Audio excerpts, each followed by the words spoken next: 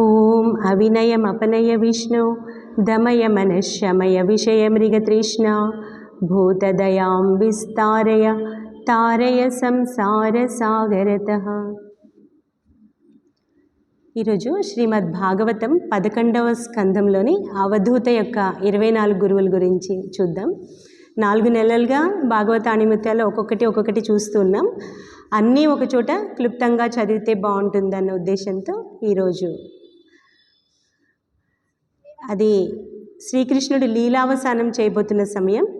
ఉద్ధవుడు అడుగుతున్నాడు, నువ్వు ఇప్పుడు లీలావసానం చేస్తే మా సంగతి ఏంటి, మేము ఎవరి మీద ఆధారపడాలి, ఇన్నాళ్ళు నీ లీలామృతంలో నీ గోలడంలో మేము నీ సాన్నిధ్య లాభంలో తరించాము, ఇప్పుడు మాకెవరు దిక్కు అని అడుగుతాడు. అప్పుడు శ్రీకృష్ణుడు అంటాడు, సాధారణంగా ఈ లోకంలో విచక్షణ బుద్ధి కలవారు తమను తామే ఉద్ధరించుకుంటాడు. అంటే గురువు అన్నవాడు ఎప్పుడూ కూడా ఉండడు. గురువు నుంచి ఉపదేశం స్వీకరించి శిష్యుడు సొంతగా సాధన చేయాలి.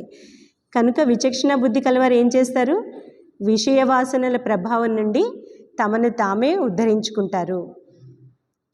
అప్పుడు ఆత్మన గురురాత్మైవ, మనిషి తనకు తానే గురువు అవుతాడు. ఈ విషయంలో ఒక ఇతిహాస కథ ఉంది, చెప్తాను విను అని చెప్తున్నాడు. యదు మహారాజు అవధూతకి మధ్య జరిగిన సంవాదాన్ని గురించి చెప్తున్నాడు.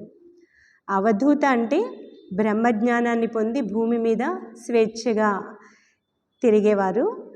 వీరికి ఏంటంటే మామూలు మనుషుల్లాగా కట్టుబాట్లు, విధులు, ఆచారాలు వీరికేవి వర్తించవు. వీరు స్వాత్మారాములే తిరుగుతూ ఉంటారు. లోక కళ్యాణం కోసం మాత్రమే సంచరిస్తూ ఉంటారు. అటువంటి ఒక అవధూతని చూసి యదు మహారాజు అడుగుతున్నాడు, మీ ప్రకాశవంతమైన ముఖము, మీ నిర్భయత్వము చూస్తుంటే నన్ను చాలా సంభ్రమాశ్చర్యాలకు లోన్ చేస్తుంది. మీరు విద్వాంసుడై ఉండి ఈ విధంగా బాలుని వలె ఎలా సంచరిస్తున్నారు? మేమందరం కామ క్రోధ లోబాదులనే దావాగ్నిలో దహించుకుపోతూ ఉంటే మీరేమో గంగా జలంలో క్రీడించే ఏనుగులాగా కనిపిస్తూ ఉన్నారు. ఇది ఏ విధంగా సాధ్యమైంది? మీరు ఏ కర్మలు ఆచరించకుండానే కర్మాతీత అవస్థకి ఎలా చేరుకున్నారు అని. అప్పుడు అవధూత అంటున్నాడు, ఇందులో ఆశ్చర్యమేం లేదు. నేను నా చుట్టుపక్కల ఉన్న ప్రాణుల నుండి, ఇతర మనుషుల నుండి, ప్రకృతి నుండి ఎన్నో పాఠాలు నేర్చుకున్నాను అని చెప్పి తన 24 గురువుల గురించి చెప్తున్నాడు అనమాట. అంటే ఆత్మజ్ఞానాన్ని పొందే మార్గాన్ని చూపే గురువు ఒక్కరైనా, ఉపగురువులు ఎంతమంది అయినా ఉండవచ్చు అని. మొట్టమొదటిగా అవధూత ప్రకృతి నుండి తాను నేర్చిన పాఠాల గురించి చెప్తున్నాడు. మనకందరికీ తెలుసు, ప్రకృతి గొప్ప గురువు. ప్రకృతితో మమైకమై జీవించే వారికి చాలా విషయాలు వాటంతట అవే తెలుస్తాయి. మొట్టమొదటిగా పృథ్వీ అంటే భూమి నుండి ఏం నేర్చుకున్నాను అని చెప్తున్నాడు. భూమి ప్రాణులు చేసే ఆగడాలన్నింటినీ భరిస్తుంది, ఏ ప్రతీకారం తలపెట్టదు. అదేవిధంగా ధీరుడు ఎవరైనా కష్టాలకు గురి చేసినా అది విధి విలాసం లేదా నా కర్మఫలం అని భావిస్తాడే కానీ ప్రతీకారం తలపెట్టడు, అన్నిటినీ సహిస్తాడు. కనుక నేను భూమి నుంచి క్షమాగుణాన్ని నేర్చుకున్నాను అని అంటున్నాడు. అలాగే భూమి మీద ఉండే పర్వతాలు, వృక్షాలు, నదులు ఇవన్నీ కూడా ఎప్పుడు నిత్యం పరోపకారం చేస్తుంటాయి. అదేవిధంగా సాధకుడు పరోపకార లక్షణాన్ని నేర్చుకోవాలి అని నేను నేర్చుకున్నాను అంటున్నాడు. తర్వాత వాయువు అన్ని చోట్ల వీస్తుంది. అడవుల్లో వీస్తుంది, పర్వతాల్లో వీస్తుంది, మంచి చోట చెడు చోట అన్ని చోట్ల వీస్తుంది, దేనితోనూ లిప్తం కాదు. అదేవిధంగా సాధకుడు ప్రియమైన సంఘటనలు ఉండొచ్చు, ఒకసారి అప్రియమైన సంఘటనలు ఉండొచ్చు, దేనితోనూ కూడా లిప్తం కాకుండా ఉంటాడు. సుగంధాన్ని మోసుకుపోతుంది, దుర్గంధాన్ని మోసుకుపోతుంది, దేంతోనూ అది లిప్తం కాదు. అదేవిధంగా సాధకుడు అన్ని పనులు చేస్తున్నట్లు కనిపిస్తాడు, కానీ అతను మాత్రం దేంతోనూ అటాచ్ అవ్వడు అని నేర్చుకున్నాను అని చెప్తున్నాడు. తర్వాత ఆకాశం అంతటా పరివ్యాప్తమై ఉంటుంది, స్పేస్ అది విభజించబడదు. అదేవిధంగా బ్రహ్మం సకల వస్తువుల్లో ఉందని నేర్చుకున్నాను. ఉరుములు, మెరుపులు, వర్షం ఇవన్నీ ఉంటాయి, కానీ అవేవి కూడా ఆకాశాన్ని స్పృశించలేవు. అలాగే సాధకుడు ఈ భౌతిక శరీరంలో ఎన్నో మార్పులకు లోనవుతూ ఉంటాము, షడ్వికారాలన్నీ అంటారు కదా, కానీ ఆత్మ మాత్రం దేనికి లిప్తం కాదు. అదేవిధంగా సాధకుడు దేనికి లిప్తం కాకుండా ఉండాలి అన్న అసంగత్వం అన్న పాఠాన్ని నేర్చుకున్నాను అని చెప్తున్నాడు. తరువాత నీరు స్వచ్ఛమైనది, మధురమైనది. తీర్థక్షేత్రాలలో నీరు మన్ని చాలా పవిత్రం చేస్తుంది. అలాగే సాధకుడు లేదా భక్తుడు తన వద్దకు వచ్చిన వారిని పవిత్రం చేస్తాడు అని, తన దృష్టి ద్వారా స్పర్శ ద్వారా అందరినీ పవిత్రం చేస్తాడు, స్నేహభావం కలిగి ఉంటాడు అని నేర్చుకున్నాను అని చెప్తున్నాడు. తర్వాత అగ్ని ఏ ఆహుతినైనా స్వీకరిస్తుంది. అలాగే సాధువు తనకు దొరికిన భిక్షతో సంతృప్తి పడతాడు అని. గృహస్థులు చాలాసార్లు ఏంటంటే కోరికలతో భిక్షనిస్తూ ఉంటారు. అదే నిజమైన ఉన్నతి చెందిన సాధువుకి అదేమీ కాదు. అదే పరిణతి చెందిన వారికి సమస్య అవుతుంది. ఎందుకంటే ఆ పాపాలన్నీ వీరికి కూడా చుట్టుకుంటాయి అని. అందుకే శ్రీరామకృష్ణులు తమ దగ్గరికి ఏమైనా ఆహార పదార్థాలు వస్తే కొన్ని సందర్భాల్లో నరేన్కి ఇవ్వచ్చు, మళ్ళీ గోపాల్ మన చూపించి ఆమె కూడా ఉన్నత అవస్థకి చెందుకున్నారు, ఆమెకి ఇవ్వచ్చు అంటారు, వేరే ఎవరికి ఇవ్వద్దు అంటారు. ఆ విధంగా ఈ సాధువు ఏ భిక్ష స్వీకరించినా పరిణతి చెందిన సాధువు అయితే అతనికి అగ్నిలో ఏ ఆహుతైన అగ్ని ఎలా స్వీకరిస్తుందో అదేమీ కాదు అని. అలాగే అగ్నిలో ఆహుతులు వేసేవారికి తగిన ఫలాలను ఇస్తుంది. అలాగే సాధు పురుషుని సేవించే వారికి ఆయన వారికి తగిన శుభ ఫలాలని ఇస్తాడు అని. ఇక చంద్రుడికి వృద్ధి క్షయాలు ఉంటాయి కదా, కానీ చంద్రుడు వాటితో లిప్తం కాడు, చంద్రుడికి ఏం మార్పు లేదు. అదేవిధంగా ప్రాణులకి వృద్ధి క్షయాలు అనేవి సహజం, కానీ లోపల ఉన్న ఆత్మ మాత్రం ఆత్మలో ఏ మార్పు లేదని గ్రహించాను అని చెప్తున్నాడు. ఇక సూర్యుడు ఏం చేస్తాడు? అన్ని జలాశయాల నుంచి నీటిని గ్రహించి మళ్ళీ సరైన సమయంలో వర్షిస్తాడు. కానీ రెండు పనుల్లోనూ సూర్యుడికి ఏ ఆసక్తి ఉండదు. అదేవిధంగా యోగి ఇంద్రియ విషయాలను అనుభవించినట్లు అన్నీ కనిపిస్తాడు, కానీ ఆయన దానితో లిప్తం కాడు అని గ్రహించాను అని చెప్తున్నాడు. అలాగే సూర్యుని ప్రతిబింబం ఏ జలపాత్ర మీద పడుతుందో దాన్ని బట్టి ప్రతిబింబం వేరుగా ఉంటుంది. అదేవిధంగా ఆత్మ ఒక్కటే ఒక్కొక్క శరీరంలో ఒక్కొక్కలా కనిపిస్తుంది. సాధారణ మనుషులు ఏమనుకుంటారు, ఇది వేరు అది వేరు. జ్ఞాని అన్నీ ఒకే ఆత్మగా చూస్తాడు కనుక ఆత్మ యొక్క అఖండత్వాన్ని గ్రహించాను సూర్యుని నుండి అని చెప్తాడు.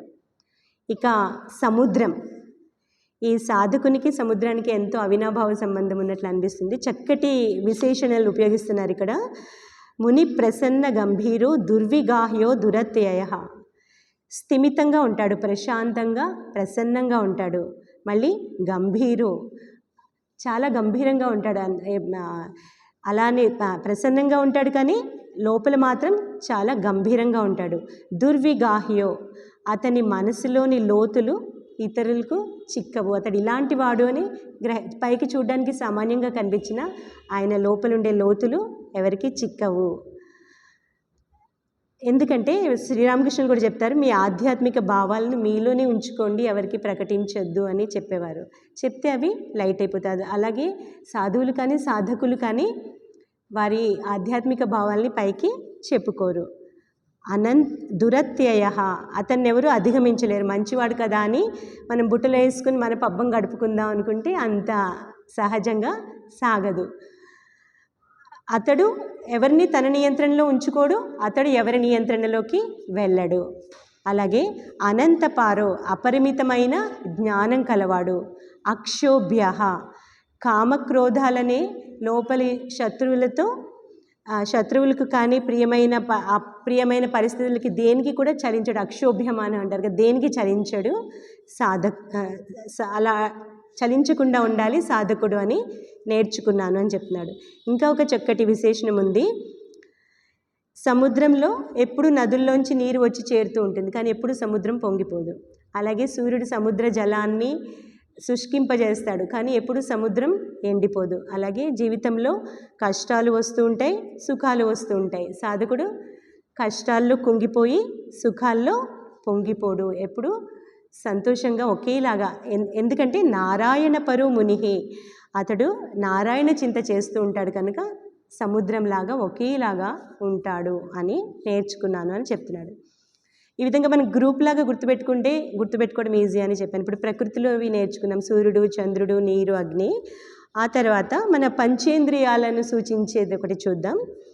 వివేక చూడమణిలో ఒక శ్లోకం అంటుంది ఏంటంటే, మన కన్ను, ముక్కు, చెవి, నాలుక, చర్మము, ఈ 5 ఇంద్రియాలలో ఏదో ఒక ఇంద్రియం బలహీనతకు లోనై ఒక్కొక్క ప్రాణి, లేడి, ఏనుగు, దీపపురుగు, చేప, తుమ్మెద అనే 5 ప్రాణుల గురించి చెప్తున్నారు.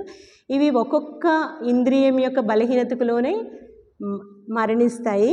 ఇక మనిషి అన్నవాడు ఈ 5 ఇంద్రియాల బలహీనతకు లోనై ఉంటాడు. అతని సంగతి ఇంకా వేరే ఏం చెప్పాలి అని. మొట్టమొదటిగా కురంగ అంటే లేడీని బంధించడానికి వేటగాడు ఏం చేస్తాడు? శ్రావ్యమైన సంగీతాన్ని వినిపిస్తాడు. అది వేటగాడి వలలో పడి ప్రాణాలే కోల్పోతుంది.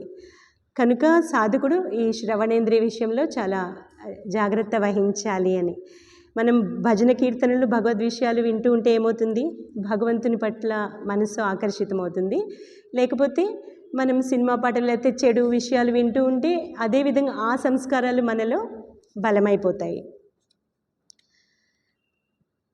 ఆ తర్వాత మిడుత ఏం చేస్తుంది? అగ్నిజ్వాల రూపానికి ఆకర్షితమై అగ్నిలో పడి నశిస్తుంది.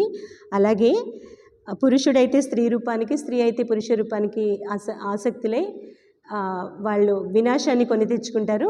అంతేకాదు మనకి కనపడిన వస్తువులన్నిటి మీద, బంగారం, వస్త్రాలు, ఆభరణాలు ఏం చూసినా మనకి వెంటనే మోహం, వాటి వైపు మనసు వెళ్తుంది. ఆ విధంగా ఆసక్తులైన వాళ్ళు వివేకం కోల్పోయి మిడతలాగా నశిస్తారు అని నేర్చుకున్నాను అని చెప్తున్నాడు. అలాగే చేప ఎరకు ఆశపడి ప్రాణాలే కోల్పోతుంది, గాలానికి గుచ్చబడి. కనుక జిహ్వా చాపల్యం ఉన్న వ్యక్తి రోగాల పాలై మృత్యుముఖంలో పడతాడు అని. అయితే తినడంలో తప్పేముంది అనుకుంటాం కదా, అయితే జిహ్వా చాపల్యం ఉండకూడదు అని చెప్తున్నాడు అనమాట. ఎందుకంటే ఇతర ఇంద్రియాలను వశపరచుకోవచ్చేమో కానీ రసనేంద్రియాన్ని వశపరచుకోవడం చాలా కష్టం. జితే సర్వే జితే రసే జితం సర్వం అంటారు. ఈ రసనేంద్రియాన్ని గనుక మనం కంట్రోల్ చేసుకోగలిగితే మొత్తం అన్ని ఇంద్రియాలని కంట్రోల్ చేసుకోవచ్చంట. అంటే ఉపవాసం ఉండాలని కాదు, ఆ చాపల్యం ఉండకూడదు, దాని వెనకాల పరుగులీడే ఈ మనస్తత్వం ఉండకూడదు అని. ఇక తుమ్మెద, అది సువాసనకి ఆకర్షితమవుతుంది. ఒక్కోసారి ఆ తుమ్మెద ఏమవుతుంది, తామర పువ్వులో ఆ సువాసనకి తామర పువ్వు మీద కూర్చుంది. తామర పువ్వు సాయంత్రానికి ముడుచుకుపోయింది. ఆ సువాసనతో పాటు అది అక్కడే మృత్యు పాలవుతుంది. ఆ విధంగా మనిషి కూడా అదే విధంగా అవుతుంది అని చెప్తున్నాడు. ఈ విధంగా మనం అన్ని ఇంద్రియాల దాసత్వం చేస్తూ ఉంటే మనకి స్వేచ్ఛ అనేది ఉండదు. కనుక వాటి నుండి బయటపడాలి అని. తర్వాత అజగరం అంటే కొండ చిలువ ఏం చేస్తుంది? దాని దగ్గరికి వచ్చిన ఆహారాన్ని మాత్రమే స్వీకరిస్తుంది. అది ఎక్కడికి వెళ్ళి వేటాడి తినదు. అలాగే నాకు ప్రారబ్ధం ప్రకారం ఏది దొరికితే అదే తింటాను అని కొంతమంది, అది ఉచ్చకోటికి చెందిన సాధకులు ఆ విధంగా చేస్తుంటారు. మన శ్రీరామకృష్ణ శిష్యుల్లో కూడా మనం ఒక్కోసారి చూస్తూ ఉంటాం. కొంతమంది ఒక్కోసారి అజగర వృత్తి అన్నది చేస్తూ ఉంటారు. ఇక్కడ ఈ అవధూత ఏమంటున్నాడంటే, వారు ఏదో గతి లేక లేదా బద్ధకంతో అలా పడి ఉండడం కాదు. వాళ్ళకి మనోబలం ఉంది, ఇంద్రియ బలం, దేహ బలం అన్నీ ఉన్నాయి. కానీ దాన్ని పరమార్థ చింతనకై ఉపయోగిస్తారు. కనుక వాళ్ళు అజగరం వలె పడి ఉంటారు అని. అయితే గృహస్థులు ఈ భావాన్ని పూర్తిగా స్వీకరించలేకపోయినా దానిలోని సారాన్ని గ్రహించవచ్చు. అంటే ఉన్నదానితో సంతృప్తి పడడం, ఇంకా కావాలి అన్న భావన లేకుండా ఉండాలి అని. మనకి తెలుసు, శారదాదేవి ఉద్బోధనలో ఉన్నప్పుడు ఆ సరళాదేవి, భారతీ ప్రణమాతాజీ రాస్తారు, నేను, రాధు, నళిని, మా అమ్మ అందరూ ఒకే దువ్వెను ఉపయోగించేవాళ్ళం. ఒకసారి నళిని అంది, అమ్మ ఎంతమంది అడుగుతుంటారు ఏం కావాలి ఒక దువ్వెను కావాలని చెప్పకూడదు, టైంకి దొరకట్లేదంటే అమ్మ అన్నారు, ఎందుకు దీంతో నడుస్తుంది కదా అని. అంటే మనకి ఎంత మన లిమిట్ పెట్టుకున్న దాంట్లో ఉంటుంది, లేకపోతే వస్తువులు అన్నవి పెరుగుతూనే ఉంటాయి. తర్వాత తేనెటీగ, అజగర వృత్తి అనుకున్నాం కదా, కొండ చిలువలాగా ఉండడం అందరికీ సాధ్యం కాదు. ప్రాచీన కాలంలో సాధువులు ఏం చేసేవారంటే మాధుకరి వృత్తి అనేవారు దాన్ని. తేనెటీగ ఎలాగైతే ఒక్కొక్క పువ్వు నుంచి కొంచెం కొంచెం తేనెని స్వీకరిస్తుంది, ఏ పువ్వుకి నష్టం కలగదు. అలాగే సాధువులు ఒక్కొక్క గృహంలో మాధుకర్యని స్వీకరించి వాళ్ళ దేహయాత్ర సాగుతుంది, ఏ గృహస్థుడికి కూడా బాధ కలగకుండా అలా ఆ విధంగా చేసేవారు. అయితే ఇప్పుడు రోజులు మారాయి, పాత్రలన్నీ మారిపోయాయి ఇప్పుడు, కానీ నియమాలు మాత్రం అవే. ఇప్పుడు సాధువు ఏం చేస్తున్నాడు, విరాళాలు స్వీకరించి మళ్ళీ సేవా కార్యక్రమాలు అన్నీ చేస్తున్నాడు. కానీ ఈ విరాళాలు సేకరించినప్పుడు కూడా ఒక్కొక్కరి నుండి కొంచెం కొంచెం మాత్రమే ఒకే ఒక్క వ్యక్తి నుంచి, ఒక ధనిక వ్యక్తి నుంచి ఎక్కువ సేకరిస్తే ఏమవుతుంది, వారు పెత్తనం చెలాయించడానికి ప్రయత్నించవచ్చు, లేదా వాళ్ళు వెనక అంటే వాళ్ళ హామీని వెనక్కి తీసుకున్నారంటే ఆ పని ఆగిపోతుంది. ముఖ్యంగా పెద్ద పెద్ద పనులు జరిగినప్పుడు, గుడి నిర్మాణం ఇలా జరిగినప్పుడు ఎంత చిన్న మొత్తమైనా సరే ఎక్కువ మంది దగ్గర సేకరించడానికి ప్రయత్నిస్తుంటారు. తర్వాత తేనె పట్టేవాడే సంగతి చెప్తున్నారు. ఈ లోభి అయిన మనిషి ధనం ఏమవుతుందంటే ఇతరుల చేతికి, దొంగల చేతికి కానీ ట్యాక్స్ వాళ్ళ చేతికి కానీ వెళ్తుంది. ఇప్పుడు స్వార్థం కోసం సంపాదించిన వస్తువులు దక్కవు. ఈ గృహస్థాశ్రమంలో ఉన్నవారికి తల్లిదండ్రుల్ని పోషించడం, పిల్లల్ని పోషించడం, సాధువుల్ని పోషించడం కూడా వారి బాధ్యతే. ఈ ధనమంతా నాదే అనుకుంటే అవ్వదు, అందరినీ పోషించే బాధ్యత ఉందని గుర్తుంచుకోవాలి. లేకపోతే ఆ ధనం అన్నది వ్యర్థమైపోయే అవకాశం ఉంది అని.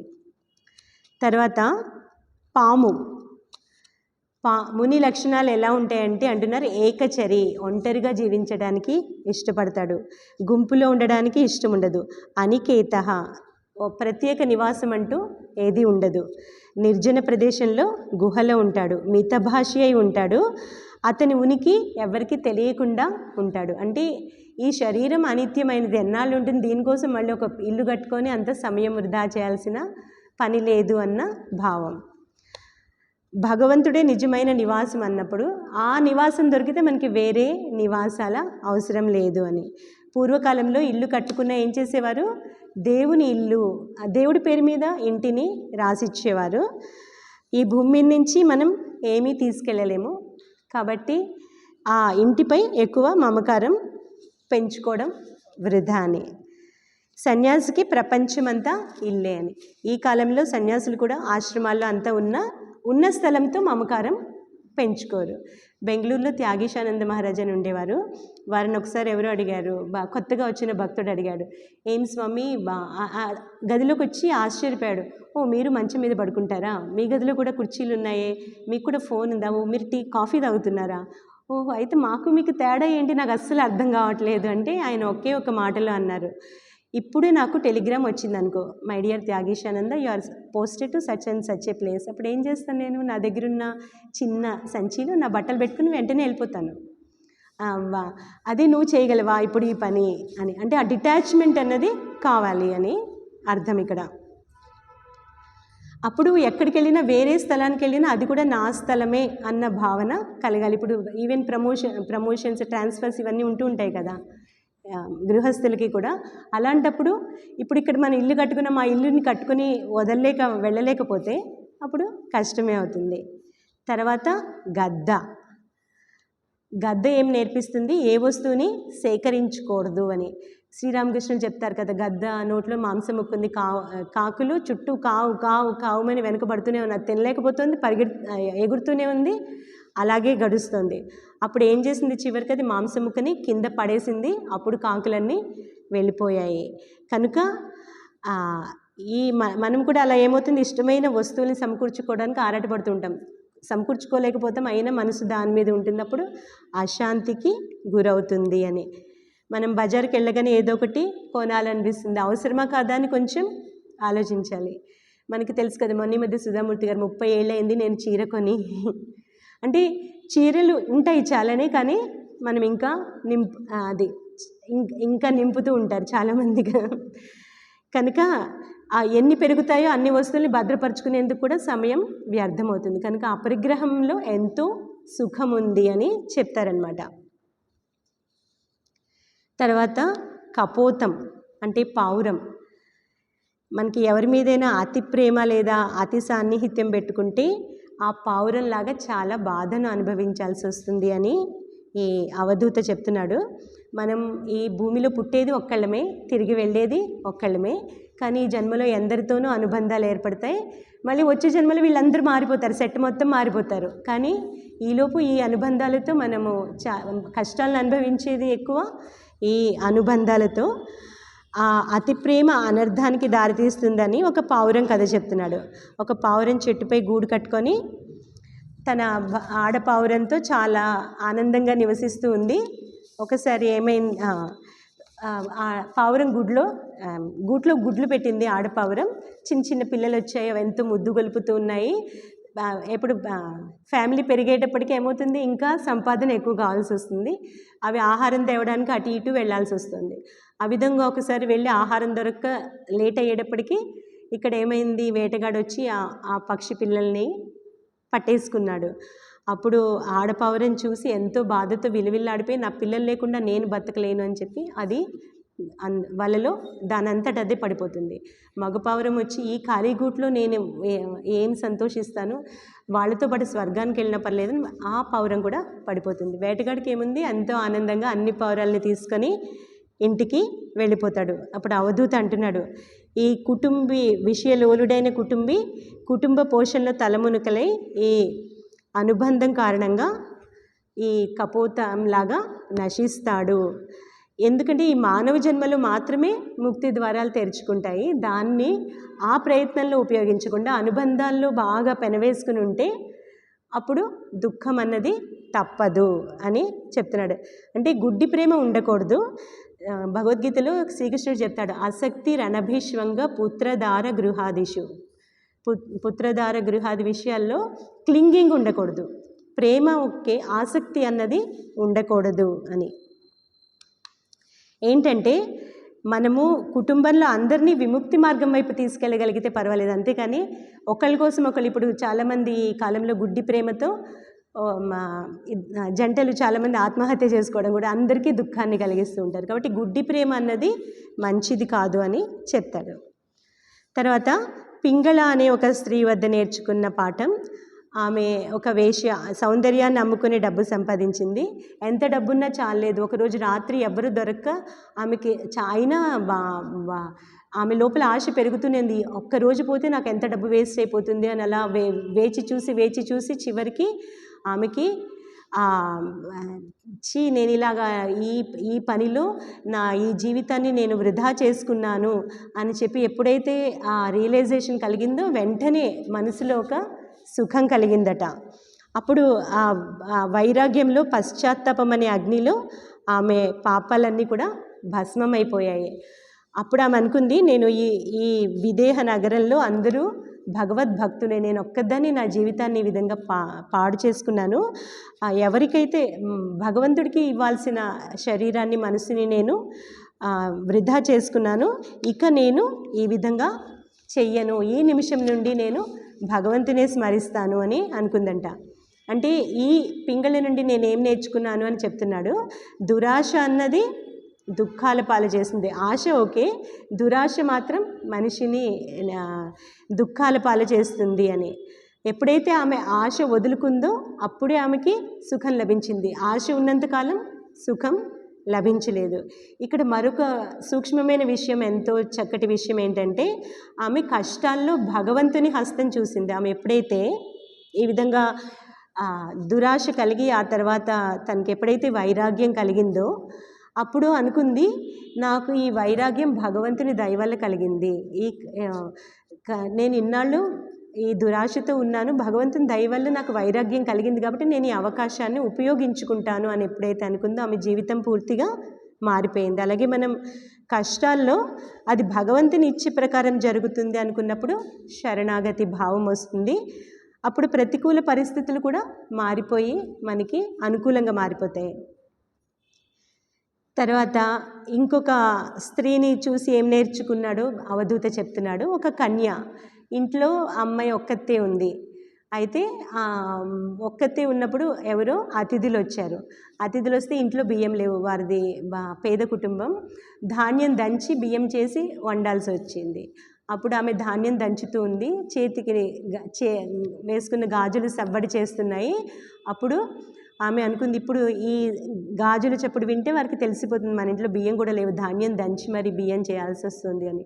అప్పుడు వెంటనే ఆమె ఏం చేసింది, గాజులు రెండు ఉంచుకొని తీసేసింది. చూస్తే అవి కూడా చప్పుడు చేస్తున్నాయి, ఇది కూడా వినిపిస్తుంది వాళ్ళకి, ఇది బాలేదని చెప్పి ఆమె ఏం చేసింది, ఒక్కొక్క గాజు మాత్రమే ఉంచుకొని మిగతావన్నీ తీసేసింది. అప్పుడు ఆమె దంచగలిగింది, తర్వాత అన్నం వండి పెట్టింది. అప్పుడు మన అవధూత ఏం నేర్చుకున్నాడు, వాసే బహూనాం కలహో, చాలామంది ఉంటే కలహాలు తప్పవు, భవేద్వార్త ద్వయోరపి, ఇద్దరున్న మాటలు ఏవో ఒకటి ఒక కబుర్లు వస్తూనే ఉంటాయి.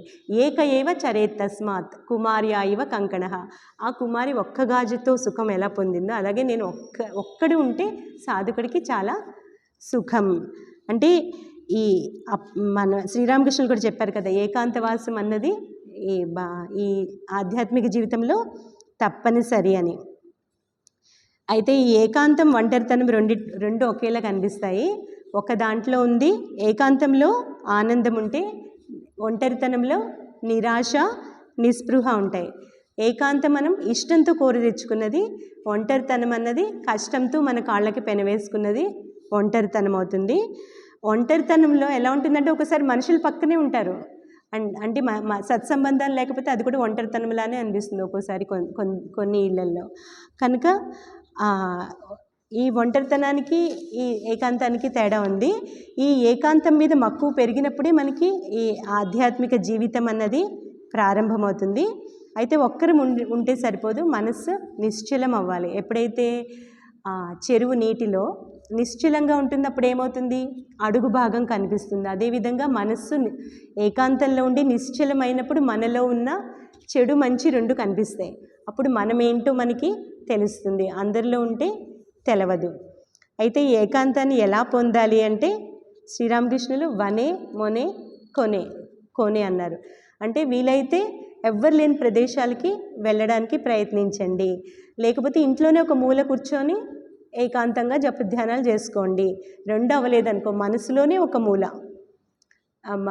అంటే ఇంట్లో మనకి దొరక్కపోయినా మనకి మనసులో వైరాగ్యం ఉంటే వీరెవ్వరూ నావారు కాదు, అప్పుడు మనం భగవంతునితో సంబంధాన్ని పెట్టుకోవడానికి ప్రయత్నిస్తాం. కాబట్టి కోనే అంటే మనసులో ఒక మూల కూడా మనం చేసుకోవచ్చు అని శ్రీరామకృష్ణులు చెప్తారనమాట.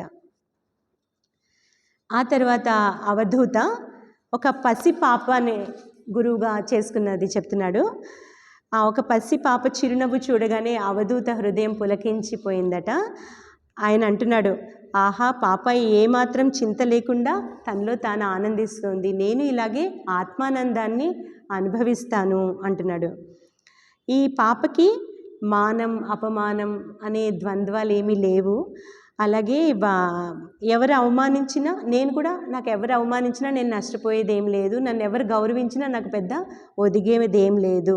ఇంట్లో తల్లిదండ్రులకి పిల్లల గురించి ఇంటి విషయాల గురించి ఎంత చింత, ఈ పసిపాపకి ఏ చీకు చింత లేకుండా హాయిగా ఆడుకుంటుంది. నేను కూడా ఈ పసిపాపలాగా ఏ ద్వంద్వాలు లేకుండా ఆత్మానందంలో విహరిస్తాను అని అన్నాడట.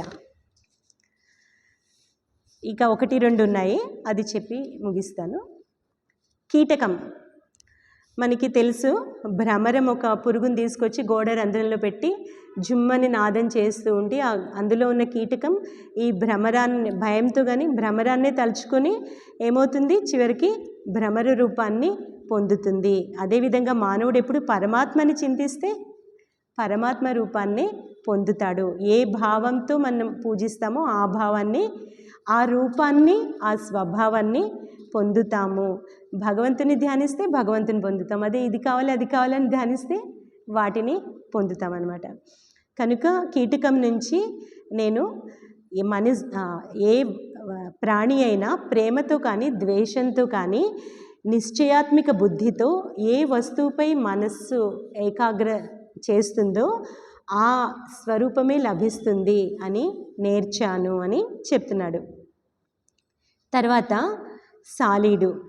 సాలీడుని చూడగానే సాలీడు ఏం చేస్తుంది, తన లోపల నుంచి వచ్చే ద్రవంతోనే ఆ దారం తయారయ్యి అది గూడల్లుతుంది, మళ్ళీ అది దానిలోకి గ్ర దాన్ని అదే గ్రసిస్తుంది. అప్పుడు ఏమవుతుంది, అది చూడగానే అవధూత ఏమనుకున్నాడు, ఈ సృష్టి అంతా అంతే కదా, భగవంతుడు తన నుండి సృష్టించాడు.